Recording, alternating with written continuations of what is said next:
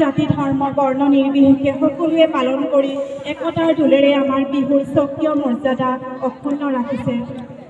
বিহু বুলিলেই আমাৰ গাৰ হাতখন আঠখন লগা প্ৰতিজন অসমীয়াৰ মাজত আমাৰ এই বিহুৰ আবেগ সোমাই আছে।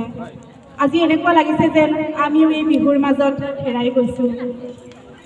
আমাৰ এই ক্ষেত্ৰত যিসকল প্ৰশিক্ষক আৰু বিহুৱা দলটিয়ে এই ছাত্ৰ ছাত্ৰীসকলক আগবঢ়াই নিছে, তেওঁলোকৰ সুন্দৰ নৃত্য প্ৰদৰ্শন কৰিবৰ বাবে অনুপ্ৰেৰণা যোগাইছে।